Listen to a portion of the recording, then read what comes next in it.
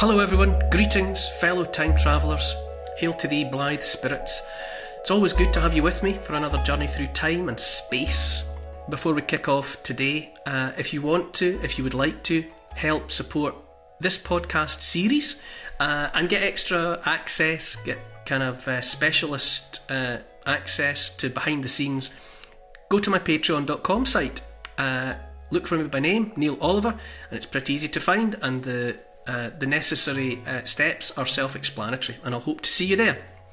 Alright, advert over, it's now time to strap ourselves into the time machine and set off on the next stop in my love letter to the British Isles. Cue the music.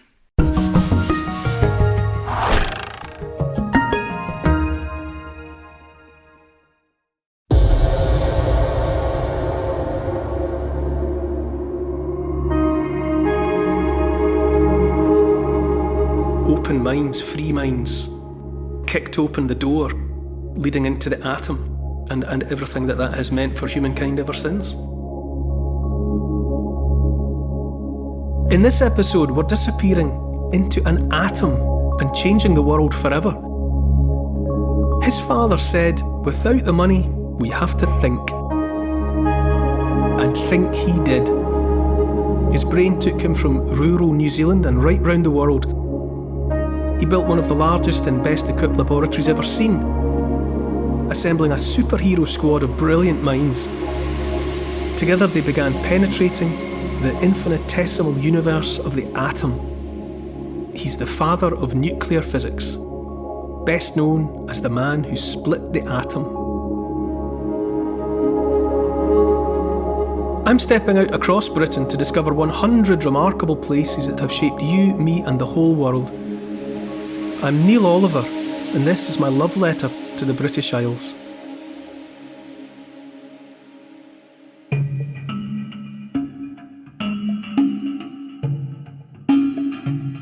Hi Neil. In the last episode you took us to the White Cliffs of Dover, tunnelling beneath the channel with the great Victorian engineers.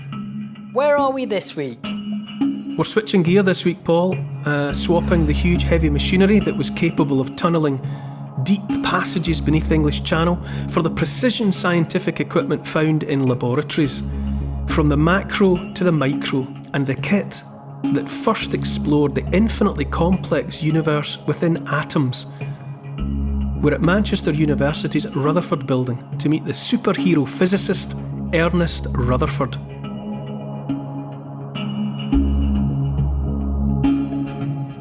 The love letter to the British Isles this week, Paul, comes from a quite unknown corner. It's the Rutherford building, which is part of Manchester University. And it's named for Ernest Rutherford, who is generally regarded as the father of nuclear physics. Where people know his name, they probably say he's the man who split the atom. It's true, but it's also one of those oversimplifications that us non-scientists tend to use about what was actually achieved. But yeah, I mean, it's described as splitting the atom. But as I understand, what little I understand of the way physicists think, I think they kind of throw their hands up a little bit when it's described that way. But he was certainly a pioneer exploring the tiny, tiny, tiny universe of the atom. He was one of the first pioneers to begin to explore that little micro world. And the Rutherford building, it was laboratories that had been established at Manchester University. They started building the facility in question in about 1900. Around 1901, he was working there, and his name was connected to that place ever after. And it's gone down in history as the Rutherford building. People don't really, I don't imagine, associate maybe Manchester University with having been at the absolute bleeding edge of technological advance. But it absolutely was, and it was a great, great source of pride to Manchester as a city and to Manchester University as an institution, obviously, that for a time there was gathered the most extraordinary team of scientists, physicists, absolutely rewriting and helping us all to begin to comprehend more about the nature of the texture of reality extraordinary. You'd expect that to have happened in Oxford or Cambridge, or London. But the fact is that work was undertaken in bespoke labs in Manchester, and a great source of pride it's been ever since.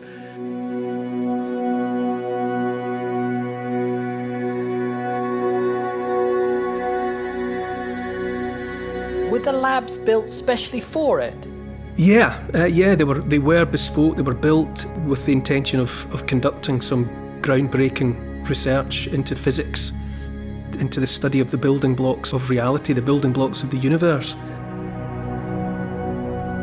And as it turned out, it was Ernest Rutherford. Ernest Rutherford was born in New Zealand. He was a Kiwi. But his parents, James and Martha Rutherford, were from Perth in Scotland, actually. And they emigrated out to New Zealand. James, his father, said somewhere his plans, his ambitions were to, quote, raise a little flax and a lot of children. And they did indeed raise a lot of children. I'm not sure how much. They did grow flax. Flax is one of those like jute, big leaf plant, and you can treat the leaves down into fibre, and you can make things from the fibre. A cloth, you can make a fabric, which is super useful. So there's money to be made. It was a bit of a boom industry. Flax grows, it's an indigenous plant in that part of the world.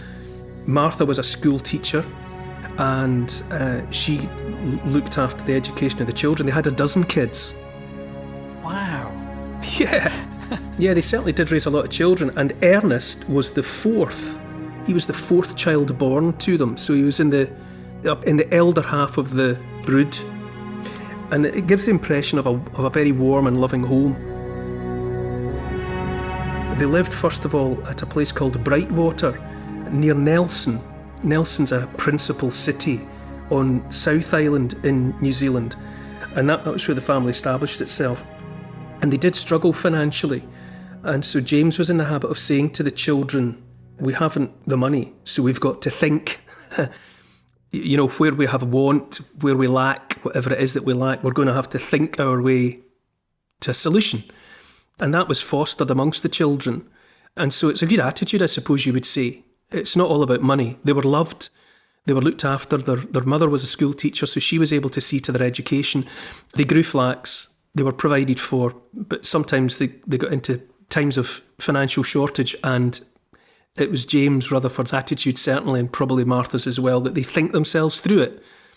Don't wallow in it, don't panic, think. And I suppose you might say that's at the foundations, maybe, of someone who thinks scientifically. What's the nature of the problem? What are we trying to get to? What do we understand? How can we advance our position? And so it was.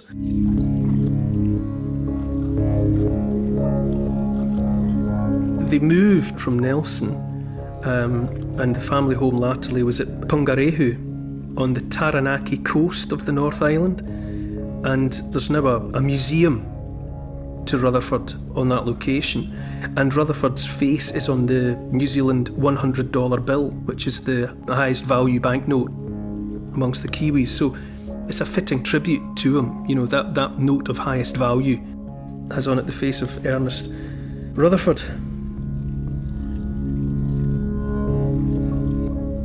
I know you've spent a lot of time in Australia and New Zealand, Neil, but have you... I've been there. I've been to his home. What was it like? Well, it's the museum is in a lighthouse, which wasn't the family home, but the family home was in Pungarehu, and it's a I suppose you describe it as a rural area, rural, coastal, very attractive. I've spent a lot of time in New Zealand, and I happen to love the landscapes of the North and the South Island. It's very much rural, farming people, but quite lovely, and it's got that wildness about it. The oceanic climate, the weather rolls in. There's quite often a lot of dampness in the air, certainly conducive to the growth of flax. It's a lovely part of the world. And very early on, the family realised that Ernest was smart, at the very least, that he had academic leanings. He was one of those kids that experimented. When he was 10, he built a cannon.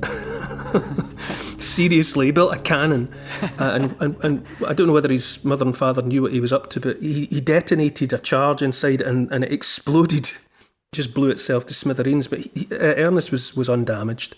And I don't think they discouraged him. I mean, maybe they encouraged him to be a little bit more safety conscious, but they certainly didn't get in the way of his inquiring mind.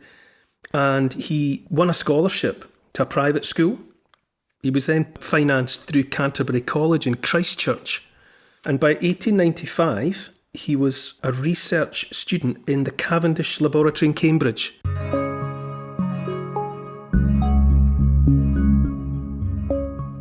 So he'd moved to Britain by then? Yeah, listeners may well have heard of the Cavendish Labs. And so he was well established by that point as a scientist and studying things radioactive, you would say. At one end of the spectrum, you've got I say as a non-scientist, at one end of the spectrum, you've got the lighter elements like helium and hydrogen, and they tend to pull energy towards them. Where at the other end, where you've got the heavier elements like gold, but also things like uranium, they're shedding their energy. And it's that shedding that is the radioactive. That's what we detect as radioactivity. For 5 years, he's Professor of Physics at the McGill University in Montreal, so he did time out in Canada. You know, I think it's in the nature of these academic scientists, you know, that they're applying for and taking up positions in those locations that they think will further the research. And so they tend to be prepared to travel because they're trying to be where the best of the best are around them.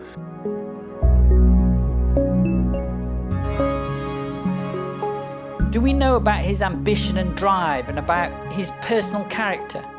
Yeah, I think he reminds me in many ways of James Clerk Maxwell, a Scottish physicist, who, as well as being incredibly clever, was also good company by all accounts. Affable and easy, you know. But quite often, you know, you read about, say, for example, Isaac Newton, who was of incomparable genius, but he seems to have been quite awkward in many ways. It's a shame. We tend to, not only do we expect our geniuses to, you know, fix the world for us, but we want them to have a witty line in repartee and be good company at the dinner table. And, you know, it doesn't always work out that way. And Newton, I think some people have suggested that Newton might well have been, say, maybe on the autistic spectrum. Not to the extent that he would be disabled by it, you know, functioning in society, but awkward in that kind of Sheldon Cooper from Big Bang Theory way. A slightly difficult person to be around. But somebody like James Clerk Maxwell was famously ordinary.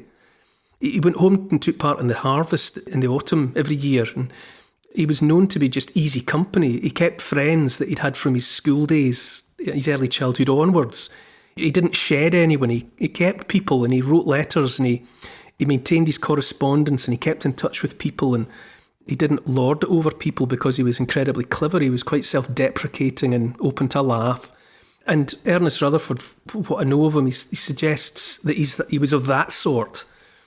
Not only incredibly intelligent and making incredible advances in understanding, but he was nice to be around. So he's like someone properly to envy.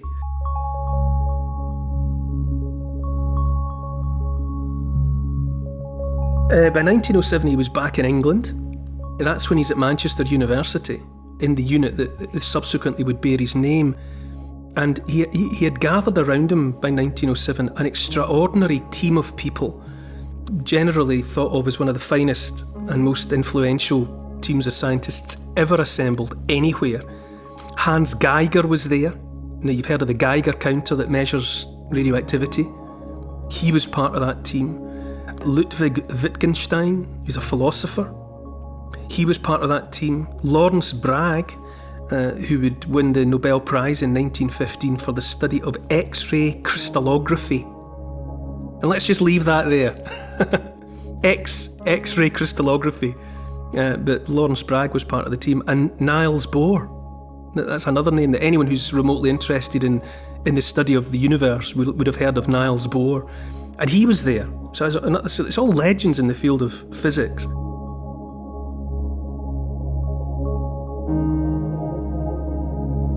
I wonder what it was like in the canteen at lunchtime. Impossible to keep up with, I would have thought. So Rutherford was leading the study of physics at Manchester Uni for 8 years. as I said earlier, the facility was opened, it was built from about 1900, it was opened in about 1901. The physical laboratories were on Oxford Road, purpose-built for studying natural science. And at the time, in that first decade of the 20th century, that building in Manchester University was one of the largest and best equipped of its kind anywhere in the world. So great source of pride and a wise investment by all concerned. And it was there and then that Rutherford and the rest of them thought up the experiments that in 1911, and that's the crucial date in terms of the story, 1911, they would reveal for the first time something of the nature of the atom. Now, the atom is a word we almost take for granted. We know it means something infinitesimally small. It's associated in everyone's mind with the atom bomb. But it was the Greeks, the ancient Greeks, who just based on nothing, I mean, no observation, they didn't have the means by which to go looking for the atom, but they theorised that there must be a smallest, a fundamental building block. It's like if you want to know what's inside an apple, you cut it in half with a sharp knife. Now you've got two halves. And then you could take the other half, you could take one of the halves and cut it in half again. And you can keep on going. And then you take the seed and you cut seed in half. And then you cut half the seed, and you keep on going. But of course, eventually you reach a point where the thing you're trying to cut is as small or smaller than the edge of your blade. And so the Greeks thought about that. They thought that they just theorised that, eventually if we keep cutting, quartering, eighthing, 16thing, 32ing, that eventually you'll end up with something that's too small to cut. An atom, the A part of atom means not or un. And tomos is another Greek word and it means, cuttable. So atom, you might say, means that which cannot be cut. It'd be like if you tried to, bring a sword blade down on a steel ball bearing. It'll just ping away. And so they, in their mind's eye, they conceived of the atom as a tiny little globe, too small to cut. Atomos, uncuttable.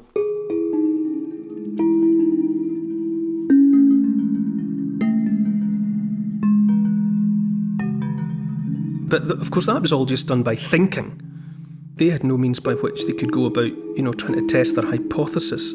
They just assumed, thought their way to an answer that said that there had to be a fundamental infinitesimal grain of matter from which everything else was somehow composed. So it was that kind of ancient thinking that Rutherford and his team inherited, but they set about coming up with experiments to see if they could get a physical sense of what an atom might be, what it might be composed of. So this is all very difficult stuff, unless people out there come from a scientific background. But I'm imagining that most, like myself and like you, we don't really. I've read around a lot of this stuff, and I find it very difficult because I lack the maths. Maths is the language that nature speaks. I'm prepared to believe that, but I don't speak that language. So I am sort of forever on the outside of proper understanding. But I do know that one of the experiments was to fire a stream of particles, which is to say tiny little packets of energy or matter, tiny little objects in a stream at a sheet of gold foil. Right, so you imagine, as it were, the foil wrapped around a Quality Street chocolate. You take that off and you smooth out the gold. But actual gold foil, actual gold, very, very thin.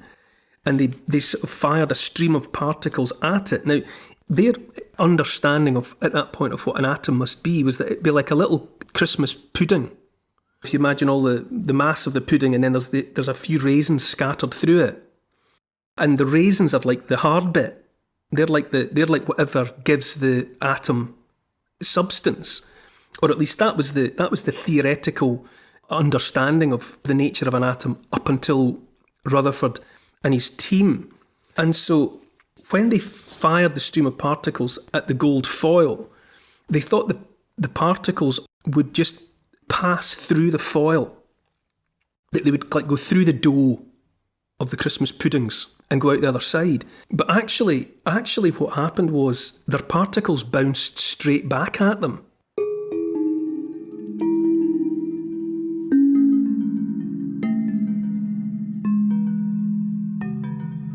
So some of the particles went through as they expected, but some bounced back? Yeah, and Rutherford was stunned. He said it'd be as though they had fired a shell from a gunboat at a sheet of tissue paper and have it bounce back. It was unthinkable. It was just, what? How can this possibly be? They were just absolutely stunned. And so it meant that they understood for the first time that rather than being like evenly distributed through the atom like the raisins in a pudding, that all of the hard bit of an atom, everything that gave it matter, was clustered at the centre.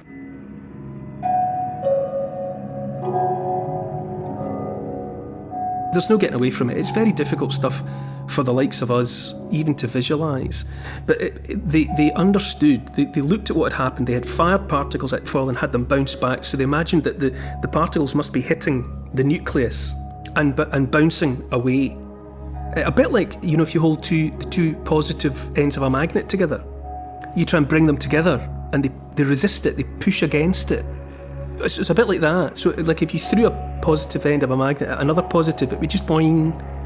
So something like that seemed to be happening. In short, Rutherford and the team, they discovered what has come down to us as the nuclear atom.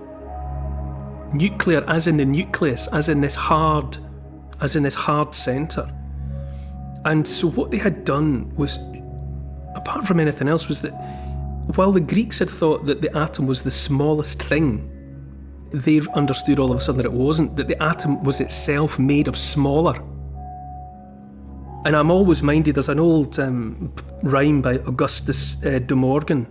In 1872 he wrote, "Big fleas have little fleas upon their backs to bite them, and little fleas have lesser fleas, and so ad infinitum." Yeah. No matter how small you go, the small is made of smaller. And then the smaller is made of smaller. And that smaller is made of smaller. And it was Ernest Rutherford's experiments that, amongst others, that showed that up. An atom, right? This is one of those kind of meaningless water cooler facts that you can take away. An atom, as we understand them, as we understand it now, is so small that it would take 5 million of them side by side to go across a full stop on a printed page.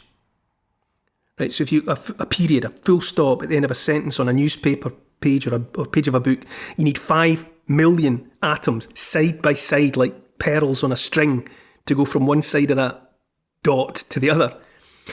But courtesy of Rutherford, we know that at the centre of the atom is something that's 1,000 times smaller again, which is to say the nucleus. Right? Try and wrap your head around that. The centre of the atom, of which you need 5 million to go from one side of a full stop to the other.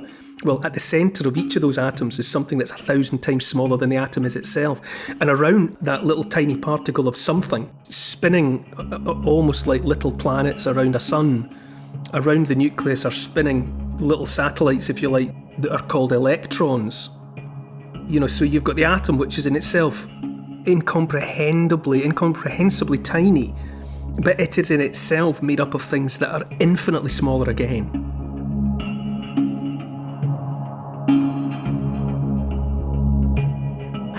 That are spinning around it. That are spinning, so at the centre there's a nucleus, and around it, depending on what the element is, there's different numbers of electrons that are spinning around it.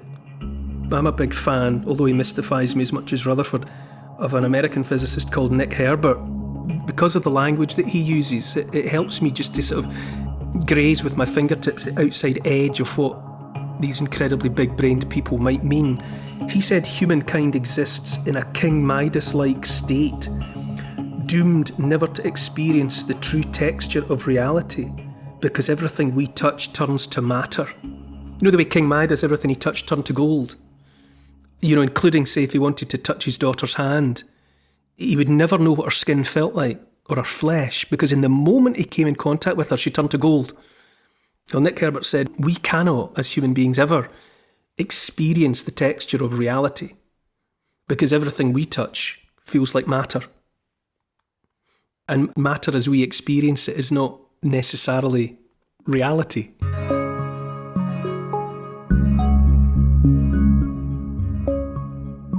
That's how we experience the phenomena of reality. But that's not necessarily what reality actually is. And I find that way the way in which Nick Herbert expressed that very helpful. Rutherford, there he is. He's regarded as the father of nuclear physics. He was awarded the Nobel Prize for Chemistry in 1908. During the First World War, he came up with a means of detecting enemy submarines using sonar. So he wasn't just a one-trick pony.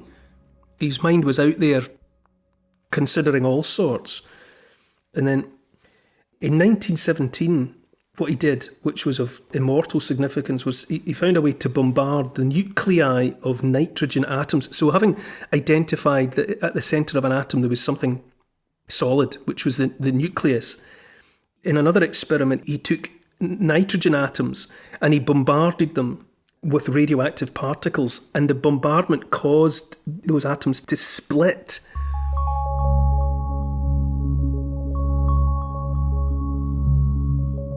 He compromised the bonds holding them together. And you know, if you drop a china cup, you get a noise, you get a ksh, and also the pieces fly in different directions because there's that which has been holding the cup together. The bonds are broken and things fly apart, and there's also a noise. That's the release of energy. Energy that's been within the cup is released, and that release takes more than one form. And so by bombarding the nuclei of nitrogen atoms, he caused them to shatter. And that is the splitting of the atom that people kind of summarise as achievement. In 1919, he was back in Cambridge, kept on moving. He wasn't always in any one place. So he had moved on from Manchester. He was in Cambridge University. He was Professor of Physics, and he directed the Cavendish Laboratory, in which he had previously done time. In 1931, he was made a life peer. He took on the title Baron Rutherford of Nelson in honour of that's where he was born, remember, back in New Zealand. So he took on the title Baron Rutherford of Nelson. If you were to go now to the former physics laboratories, there's a blue plaque, one of those familiar blue plaques that mark the passing of significant people. It's just between two windows on the ground floor beside the entrance, and it offers up just his names and his dates. And over the front door there's a triangular pediment, which has nothing to do with him. It was part of the architecture of the building, but it carries the university motto, which is Ardus ad solem, which means striving towards the sun, which, coincidentally or not, seems to be apt in relation to somebody studying radioactivity and energy and the nature of physics. Tragically, he died as still a young man. The death was covered, amongst other places, but quite well done in the New York Times in 1937. He died of a strangulated hernia, a condition that ought not to have been life-threatening, but in whatever way it did, it got him. But the New York Times 1937 said, and I quote, "It is given to but few men to achieve immortality, still less to achieve Olympian rank during their own lifetime. Lord Rutherford achieved both. In a generation that witnessed one of the greatest revolutions in the entire history of science, he was universally acknowledged as the leading explorer of the vast, infinitely complex universe within the atom, a universe that he was first to penetrate."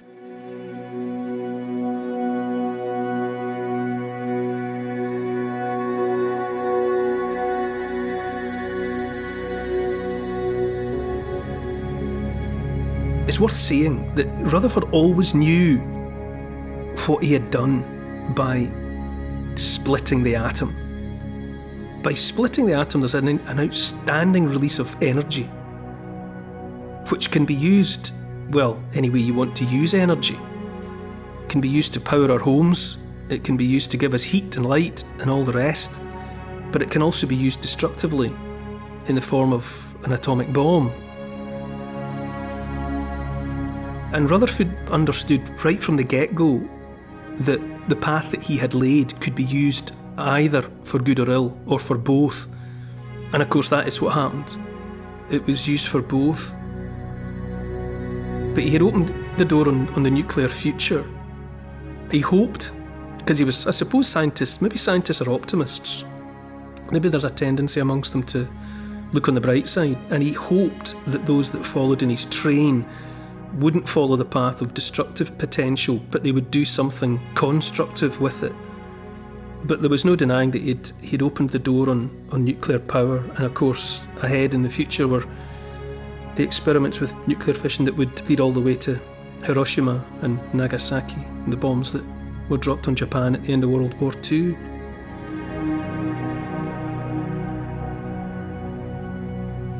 When he died prematurely there, he was buried in Westminster Abbey, which is a great honour in itself. His remains were interred, his ashes were interred close by the grave of Isaac Newton, William Thomson, Lord Kelvin. And it's strange to say, time has moved on like a river, leaving the Rutherford building as a bit of a backwater. It's used now for the administration of the university. It's not a place of scientific research at all. It's a place of records and admin.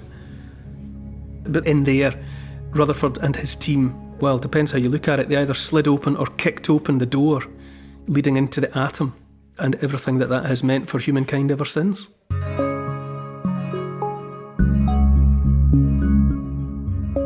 Manchester at the turn of the century must have been quite an extraordinary place. Well, yeah. I mean, we tend to make, I suppose, just narrow-minded assumptions that the great advances happen in the places, like I say, like Cambridge and Oxford, and a lot of them do. But nonetheless, Manchester University was, because of that team, I mean, Niels Bohr, Geiger, and the rest of them, Wittgenstein, I mean, the thinking power that was gathered together in a relatively small space all at once was incredible, and the world would be a different place, perhaps, or probably, because minds feed one another. Maybe any one of them operating in isolation wouldn't have taken the great steps that they did, but because they had one another to bounce off, a bit like atoms, a bit like electrons bouncing off one another, they created energy, and they were able to make the advances that they did. It just so happened that coming together happened in Manchester University. It must have been exciting, mustn't it? Well, yeah, because the advances there, you're talking there about, the time of quantum theory, Einstein, relativity. The understanding of the universe hasn't really come on a great deal since those concepts. The concepts that Rutherford and others working in other places at that time, really have defined our understanding of the universe ever since. It's their shoulders that everyone today is standing upon to try and look ahead, but Max Planck and the rest that walked us into the quantum realm, that was all happening then, early part of the 20th century, and our understanding of the fabric and the texture of the reality of the universe has not really changed since then. Those were the last big steps.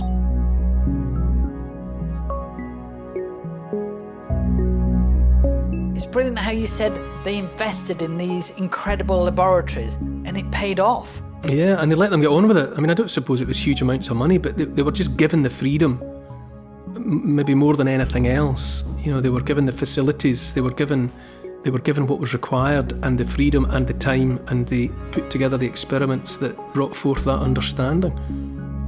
And that's what universities should be all about.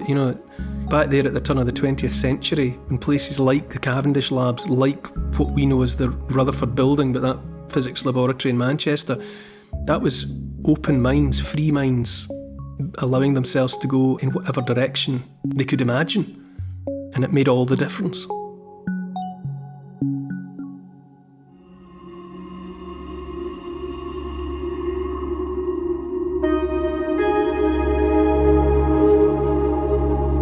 River Tweed and centuries of history flow through this town. A long, tortured and often bloody story. Celtic Britons first staked a claim here, founded before any of the modern nation-states existed.